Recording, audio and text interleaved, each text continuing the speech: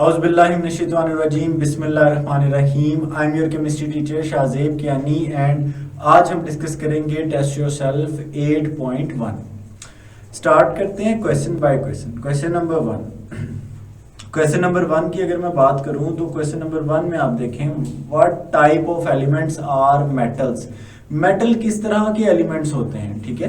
तो the elements ऐसे elements which are जो कि इलेक्ट्रोपॉजिटिव होते हैं, ऐसे एलिमेंट्स जो इलेक्ट्रोपॉजिटिव होते हैं, यानी जो इलेक्ट्रॉन लूज करने का, इलेक्ट्रॉन डोनेट कर देने का रुझान रखते हैं, ठीक है, which has an ability to lose electron.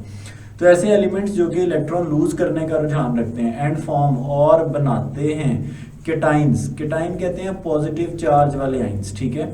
मिसाल के तौर पर ये जैसे सोडियम है ना, तो सोडियम जब इलेक्ट्रॉन लूज करेगा, ये देखें Na इलेक्ट्रॉन लूज करने के बाद कन्वर्ट हो जाएगा Na पॉजिटिव और इसमें से रिमूव हो जाएगा 1 इलेक्ट्रॉन।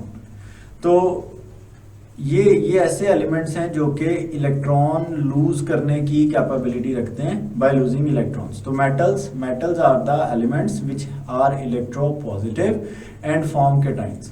तो मेटल्स ऐसे एलिमेंट्स हैं जो इलेक्ट्रोपॉजिटिव एंड फॉर्म केटाइन, और वो केटाइन बनाते हैं बाय लूजिंग। कैसे बनाते हैं? लूज करके इलेक्ट्रॉन्स, उनको मेटल्स कहा जाता है। जैसा कि सोडियम, और आपने ये सोडियम की ना ये वाली इक्वेशन यहाँ पर ऐड करनी है, ठीक है। उसके बाद बात करते हैं जी हम लोग, नेक्स्ट क्वेश्चन है question number 2। Name the metals which exist in liquid form. उन मेटल्स के बारे में बताएं जो लिक्विड फॉर्म में एग्जिस्ट करते हैं। तो answer is mercury is the only metal. याद रखें, मरकरी वो वाहिद मेटल है जो कि एग्जिस्ट करता है लिक्विड फॉर्म में, ठीक है। तो mercury is the only metal that exist in liquid form. Mercury वो वाहिद मेटल है। अच्छा, मरकरी का सिंबल याद रखना आपने। मरकरी का सिंबल जैसा कि लिखा हुआ है Hg, ये वाहिद मेटल है जो कि लिक्विड फॉर्म में एग्जिस्ट करता है at room temperature. What is the nature of metallic oxide? Metallic oxide की क्या नेचर है? याद रखें, the metallic oxides are basic in nature। चीजें 3 तरह की हैं, ठीक है। चीजें कितनी तरह की होती हैं? 3 तरह की। या तो सब्सटेंसेस होते हैं एसिडिक, या सब्सटेंसेस होते हैं बेसिक, और या फिर सब्सटेंसेस होते हैं न्यूट्रल। तो एसिडिक, बेसिक या न्यूट्रल 3 तरह के सब्सटेंसेस हैं। तो अगर हम बात करें बेसिस की, तो basis are all metallic oxide की अगर हम बात करें तो metallic oxide are basic in nature. ये सारे के सारे बेसिक होते हैं, ठीक है। बिकॉज क्यों बेसिक होते हैं? Because they change. ये रेड लिटमस को, जब लिटमस टेस्ट किया जाता है ना, तो ये रेड लिटमस को कर देते हैं ब्लू। रेड लिटमस को ब्लू करने की इस कैपेबिलिटी की वजह से, इस सलाहियत की वजह से हम ये कहते हैं कि they are basic in nature. अब आपके पास मेटालिक ऑक्साइड है, सोडियम ऑक्साइड या कैल्शियम ऑक्साइड। याद रखें, non metallic character left to right increase करता है। अगर हम पीरियोडिक टेबल में मूव करते हैं फ्रॉम लेफ्ट टू राइट, तो लेफ्ट टू राइट जो नॉन मेटालिक कैरेक्टर है वो बढ़ता है, इंक्रीज करता है, ठीक है। और इसी तरह से जो एसिडिक कैरेक्टर है ऑक्साइड्स का, वो भी पीरियोडिक टेबल में फ्रॉम लेफ्ट टू राइट बढ़ता है, इंक्रीज करता है। तो ये आप लोगों ने याद रखना है इसको। Which group of metals is highly reactive. कौन सा मेटल्स का ग्रुप हाईली रिएक्टिव है? सबसे ज्यादा रिएक्टिव मेटल कौन से हैं? तो याद रखें, अल्कली मेटल्स। ग्रुप 1 के मेटल्स होते हैं जी, ये है जी आपके पास, देखें ग्रुप 1 के मेटल्स हाईली रिएक्टिव है इन नेचर। और इनके हाईली रिएक्टिव होने के पीछे जो रीजन है वो ये है कि इनका इलेक्ट्रोपॉजिटिव करैक्टर बहुत ज्यादा होता है, ठीक है। इलेक्ट्रोपॉजिटिव करैक्टर ज्यादा होता है जिसकी वजह से, अच्छा, इनका इलेक्ट्रोपॉजिटिव करैक्टर क्यों ज्यादा होता है? इनका इलेक्ट्रोपॉजिटिव करैक्टर इसलिए ज्यादा होता है कि इनका एटॉमिक साइज जो है वो सबसे बड़ा है पीरियोडिक टेबल में। अपने पीरियड में इनका एटॉमिक साइज सबसे ज्यादा है। एटॉमिक साइज ज्यादा होने की वजह से इनकी आयोनाइजेशन एनर्जी कम हो जाती है, और जब इनकी आयोनाइजेशन एनर्जी कम हो जाती है तो इनकी रिएक्टिविटी ज्यादा हो जाती है, इलेक्ट्रोपॉजिटिव करैक्टर ज्यादा होने से। एक चीज याद रखिएगा कि electropositive character is inversely proportional to ionisation energy, ionisation energy कम होगी, इलेक्ट्रोपॉजिटिव करेक्टर ज़्यादा होगा, और it is also directly proportional to the reactivity, ये रिएक्टिविटी के डायरेक्टली प्रोपोर्शनल है, यानी जितना ज़्यादा इलेक्ट्रोपॉजिटिव करेक्टर है उतनी ज़्यादा इनकी रिएक्टिविटी होती है, ठीक है। तो अल्कली मेटल सबसे ज़्यादा इलेक्ट्रोपॉजिटिव होते हैं, जिसकी वजह से इनकी रिएक्टिविटी सबसे ज़्यादा है। Why is sodium metal more reactive than magnesium? Sodium metal क्यों ज़्यादा रिएक्टिव है मैग्नीशियम से, ठीक है। सॉरी, सोडियम मेटल जो है वो मैग्नीशियम मेटल से ज़्यादा रिएक्टिव क्यों है? सोडियम का सिंबल Na, मैग्नीशियम का सिंबल है जी Mg। और अच्छा, मैं पहले आपको वही अपनी प्रीवियस स्लाइड से देखें, रिएक्टिविटी तब ज़्यादा होगी जब इलेक्ट्रोपॉजिटिव करेक्टर ज़्यादा होगा। अब इलेक्ट्रोपॉजिटिव करेक्टर जो है ना बेटे जी, वो डिपेंड करता है एटॉमिक साइज के ऊपर, ठीक है। एटॉमिक साइज जिसका ज़्यादा है उसका इलेक्ट्रोपॉजिटिव करेक्टर ज़्यादा है। अगर मैं सोडियम और मैग्नीशियम को कंपेयर करूँ तो सोडियम और मैग्नीशियम में सोडियम का एटॉमिक साइज ज़्यादा है, ठीक है। सोडियम का जो एटॉमिक साइज है वो लार्जर है, ये ज़्यादा है एज कंपेयर टू मैग्नीशियम के साथ मैं कंपेयर कर रहा हूँ तो सोडियम का एटॉमिक साइज ज़्यादा है, और अगर उसका ज़्यादा होगा तो मैग्नीशियम का एटॉमिक साइज कम होगा, ठीक है। तो इसका एटॉमिक साइज कम होता है। अच्छा, एटॉमिक साइज ज़्यादा होने से, कंपैरेटिवली ज़्यादा होने से जो इलेक्ट्रोपॉजिटिविटी है या इलेक्ट्रोपॉजिटिव करेक्टर है सोडियम का, वो भी ज़्यादा हो जाता है। और as compare to sodium, magnesium का एटॉमिक साइज कम होने से जो इलेक्ट्रोपॉजिटिव करेक्टर है वो भी कम हो जाता है। अब जब इलेक्ट्रोपॉजिटिव करेक्टर किसी मेटल का कम हो जाता है ना, तो याद रखिएगा उसकी जो रिएक्टिविटी है वो भी कम ज़्यादा हो जाती है। तो सोडियम का अगर इलेक्ट्रोपॉजिटिव करेक्टर ज़्यादा है तो इलेक्ट्रोपॉजिटिव करेक्टर ज़्यादा होने की वजह से उसकी रिएक्टिविटी ज़्यादा हो जाती है, और इलेक्ट्रोपॉजिटिव करेक्टर कम होने की वजह से उसकी जो केमिकल रिएक्टिविटी है वो भी कम हो जाती है, ठीक है। तो केमिकल रिएक्टिविटी भी कम हो जाती है। बात करते हैं sodium is oxidized. Sodium oxidize हो जाता है इजीली, आसानी से, ठीक है। सोडियम आसानी से ऑक्सीडाइज हो जाता है and has low ionization energy, उनकी आयोनाइजेशन एनर्जी कम होती है, ठीक है। वेयर एज जबकि magnesium is not easily oxidize, magnesium आसानी से ऑक्सीडाइज नहीं होता as compare to sodium, because उसकी आयोनाइजेशन एनर्जी हाई है। That is why sodium is more reactive, इसीलिए सोडियम जो है वो ज्यादा रिएक्टिव है। Name the metal which can be cut with knife. कौन सा ऐसा मेटल है जिसको नाइफ से कट किया जा सकता है?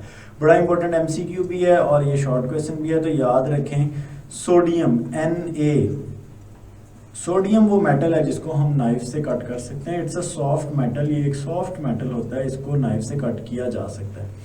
और व्हाट इज द रीजन, ठीक है, आपको रीजन पता होना चाहिए कि क्या रीजन है हम सोडियम को कट कर सकते हैं नाइफ से।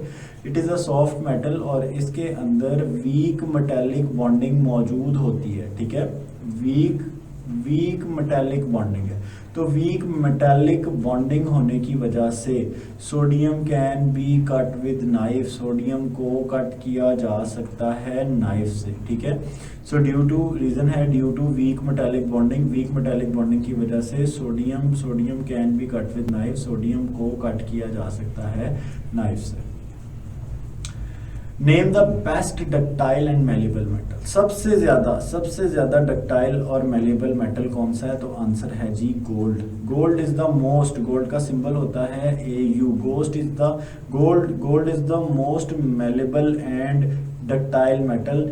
और ये कहा जाता है कि यू कैन कन्वर्ट 1 ग्राम अगर आप गोल्ड लेते हैं Au, ठीक है, 1 ग्राम गोल्ड को आप कन्वर्ट कर सकते हैं into 1 to 1.5 kilometres long wire में, ठीक है। ये इतना ज़्यादा डक्टाइल है, तो 1.4 किलोमीटर वायर में आप कन्वर्ट कर सकते हैं इतने से गोल्ड को, 1 ग्राम गोल्ड को सिर्फ, ठीक है। तो 1 gram gold can be converted into 1.5 kilometres of wire. तो ये जी डक्टाइल का मतलब होता है कि इसको वायर में क्या कन्वर्ट किया जा सकता है या नहीं, और मेलिएबल का मतलब होता है कि it can be drawn into sheets, क्या इसको शीट में कन्वर्ट किया जा सकता है। तो आप देखें कि यस, इसको वायर में कन्वर्ट किया जा सकता है, इसको शीट में कन्वर्ट किया जा सकता है, ठीक है। नेम द मेटल, उस मेटल का नाम बताएं which is poorest conductor of heat, जो बहुत ही पुअर कंडक्टर है जिसमें से हीट नहीं गुजरती। तो lead is the metal, lead वो मेटल है, Pb, ठीक है। लेड वो मेटल है जिसमें से हीट नहीं गुजरती, या जो गुजरती है लेकिन बहुत कम। तो लेड शीशे को कहते हैं उर्दू में, सीसा प्लाई दीवार आपने सुना होगा, ठीक है। तो सीसा वो मेटल है जिसमें से, जो कि बड़ा पुअर कंडक्टर है हीट एंड इलेक्ट्रिसिटी का। आपको what do you mean by malleable and ductile, malleable और डक्टाइल का मतलब क्या है? मेलिबल का मतलब है जी कि इससे आप हैमर करके शीट्स बना सकते हैं, और डक्टाइल का मतलब है कि आप इससे वायर्स बना सकते हैं या नहीं, ठीक है। तो शीट्स एंड वायर्स बना सकते हैं या नहीं, this is the meaning of malleability and ductility. तो मेलिबल, वर्ड मेलिबल देखें, वर्ड मेलिएबल, दो वर्ड्स हैं। मेलिएबल मीन्स, इसका मतलब है अ मटीरियल, ऐसा मटीरियल, ठीक है। मेलिबल मीन अ मटीरियल, ऐसा मटीरियल दैट कैन, जो के दैट कैन बी हैमर्ड, जिसको आप हैमर करें, जिस पे आप प्रेशर लगाएं और हैमर करके आप उसे कन्वर्ट कर सकते हैं किसमें, शीट्स में, ठीक है। तो ऐसा मटेरियल जिसको कन्वर्ट किया जा सकता है शीट्स में, उसको कहा जाता है मेलिएबल। और दूसरा है ductile, ductile means a material can be drawn, ऐसा मटेरियल जिसको आप ड्रॉ कर सकते हैं इनटू वायर्स, वायर्स में। The material can be drawn into wires, ऐसा मटेरियल जो वायर्स में ड्रॉ किया जा सकता है उसको हम डक्टाइल कहते हैं, ठीक है। तो ये आपको, this is an important short question. Malleability, the ability to convert into sheets और वायर्स। देखें, जैसे ही हम किसी रॉ फॉर्म में मटेरियल गोल्ड को हैमर करेंगे, ये कन्वर्ट हो जाएगा एक प्लेन शीट के अंदर। This property is known as malleability, ठीक है। इस प्रॉपर्टी को कहते हैं मेलिएबिलिटी। तो malleability is the ability to convert into wires.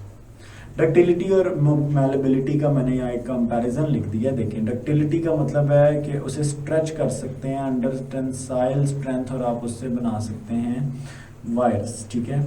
और मेलिबिलिटी की बात करें तो मेलिबिलिटी रेफर्स टू, मेलिबिलिटी का मतलब है it is ability to deform and shape under compressive strength. इसे आप कंप्रेस करते हैं, कंप्रेस करके आप इससे कोई चीज़ बनाते हैं। इसका मेन टारगेट है कि आप इसे रोल कर सकते हैं शीट्स में, और इसको आप कन्वर्ट कर सकते हैं वायर्स में, ठीक है। ये बेंड टेस्ट से मेजर की जाती है, और ये मेजर की जाती है कि वो कितना प्रेशर होल्ड कर सकता है। फिर ये क्रिस्टल स्ट्रक्चर से अफेक्ट होती है, और इसकी अगर हम बात करें तो ये ग्रेन स्ट्रक्चर से। मेन जो चीज़ आपने याद रखनी है, डक्टिलिटी रेफर करती है the ability to get converted into wires, wires में कन्वर्ट होने की एबिलिटी, ठीक है। और मेलिबिलिटी की अगर हम बात करें तो malleability refers to the ability to be converted into sheets, sheets में कन्वर्ट होने की एबिलिटी को हम ये कहते हैं मेलिबिलिटी। बात करते हैं why are alkali metals more reactive than alkaline earth metals. Alkali metal alkaline earth metal से ज़्यादा रिएक्टिव क्यों है? याद रखें, रिएक्टिविटी, किसी भी मेटल की रिएक्टिविटी डिपेंड करती है चंद एक चीज़ों पे। अगर मेटल है, मेटल की रिएक्टिविटी डिपेंड करती है इलेक्ट्रो पॉजिटिव करेक्टर के ऊपर। इलेक्ट्रो पॉजिटिव करेक्टर जितना ज़्यादा होगा मेटल उतना ही ज़्यादा रिएक्टिव होगा। इलेक्ट्रो पॉजिटिव करेक्टर तब ज़्यादा होगा जब किसी भी मेटल का एटॉमिक साइज ज़्यादा होगा। अच्छा, एटॉमिक साइज ज़्यादा होने से उसकी आयोनाइजेशन एनर्जी कम होगी। आयोनाइजेशन एनर्जी कम होगी तो वैलेंस शेल जो है वो दूर चला जाएगा और मेटल में से इलेक्ट्रॉन निकालना आसान हो जाएगा। अब alkali metal alkaline earth metal से ज़्यादा रिएक्टिव क्यों है? Alkali metals are extremely reactive. देखें, ना सिर्फ ज़्यादा रिएक्टिव है बल्कि they are extremely reactive because, क्योंकि they are NS1 valence shell electronic configuration. जो अल्कली मेटल्स हैं, अल्कली मेटल की जो इलेक्ट्रॉनिक कॉन्फ़िगरेशन हमें मिलती है, अल्कली मेटल की इलेक्ट्रॉनिक कॉन्फ़िगरेशन आती है NS1, जबकि अल्कलाइन अर्थ मेटल्स की इलेक्ट्रॉनिक कॉन्फ़िगरेशन हमें मिलती है NS2। तो there is only one electron. Alkali metal के आउटर मोस्ट शेल में सिर्फ एक इलेक्ट्रॉन है। It can be easily given out because of low ionization energy. इसको लो आयोनाइजेशन एनर्जी देकर निकाला जा सकता है। लेकिन अल्कलाइन अर्थ मेटल के पास इनकी जनरल इलेक्ट्रॉनिक कॉन्फ़िगरेशन है NS2, यानी इनके आउटर मोस्ट शेल की अगर हम इलेक्ट्रॉनिक कॉन्फ़िगरेशन की बात करें तो आउटर मोस्ट शेल में 2 इलेक्ट्रॉन्स मौजूद होते हैं। It is difficult to lose 2 electrons. 2 electron निकालना मुश्किल होता है as compare to alkali metals. Alkali metals के मुकाबले में इनमें से इलेक्ट्रॉन्स निकालना मुश्किल होता है। देयरफॉर इस वजह से अल्कली मेटल्स जो हैं they are more reactive. Alkali metals जो हैं ये ज़्यादा रिएक्टिव होते हैं। They are more reactive than alkaline earth metals. ठीक है, ये अल्कलाइन अर्थ मेटल से ज़्यादा रिएक्टिव है। What do you mean by metallic character? Metallic character से क्या मुराद है? तो metals have the tendency, metals के पास ये टेंडेंसी होती है to lose their valence electron, कि वो अपने वैलेंस इलेक्ट्रॉन को लूज कर सकते हैं, निकाल सकते हैं। This property of metal is termed as metallic character. इसको मेटालिक करैक्टर कहा जाता है। मिसाल के तौर पर देखें, सोडियम के पास ये कैपेबिलिटी है, ये कैपेसिटी है कि वो एक इलेक्ट्रॉन को रिमूव करके सोडियम आयन में कन्वर्ट हो जाए और एक इलेक्ट्रॉन उसमें से निकल जाए। मेटालिक करैक्टर को इलेक्ट्रो पॉजिटिव करैक्टर भी कहा जाता है। ठीक है, यानी ability to lose an electron. बात करते हैं why does metallic character decreases along a period and increases in a group. Metallic character, तो मैं मेटालिक करैक्टर का एक लिंक बनाता हूं। मेटालिक करैक्टर की अगर हम बात करें तो मेटालिक करैक्टर का डायरेक्ट रिलेशन होता है। Metallic character is directly proportional to atomic size. ठीक है, ये एटॉमिक साइज के डायरेक्टली प्रोपोर्शनल है। और मेटालिक करैक्टर की अगर हम बात करें तो it is inversely proportional to ionisation energy. ये याद रखिएगा, अगर किसी एलिमेंट का एटॉमिक साइज या atomic radius of an element decreases कम होता है, ठीक है, atomic size atomic radius decreases अगर वो कम होता है इन अ पीरियड में कम होता है। ठीक है, एटॉमिक साइज और एटॉमिक रेडियस कम होता है। देखें, पीरियड में एटॉमिक साइज कम होगा, एटॉमिक रेडियस भी कम होगा। तो एटॉमिक साइज जो है ये डिक्रीज करता है। ठीक है, it decreases in a period, ये एक पीरियड में डिक्रीज करता है। तो एटॉमिक साइज डिक्रीज करता है पीरियड में। और अगर इसके बरअक्स हम बात करें आयोनाइजेशन एनर्जी की, तो आयोनाइजेशन एनर्जी इंक्रीजेज, ये इंक्रीज करती है। ठीक है, किस में इंक्रीज करती है? Increases in a period. तो दोनों काम हो रहे हैं, एटॉमिक साइज डिक्रीज कर रहा है, आयोनाइजेशन एनर्जी इंक्रीज कर रही है, जिसकी वजह से ओवरऑल जो मेटालिक करैक्टर है वो पीरियड के अंदर हमारे पास डिक्रीज करेगा। ठीक है, क्योंकि इलेक्ट्रॉन को निकालना डिफिकल्ट हो जाएगा। और अगर हम बात करें ग्रुप की, तो ग्रुप के अंदर अगर मैं इसका लिंक बनाऊं तो देखें, ग्रुप के अंदर जो एटॉमिक साइज या एटॉमिक रेडियस है, ठीक है, एटॉमिक साइज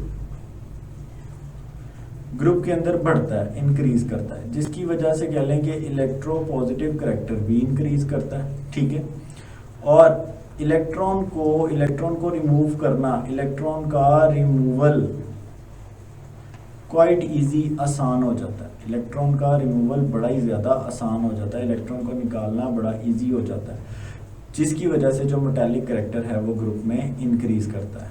ठीक है, so see you guys in my next video, take care, अल्लाह हाफिज़।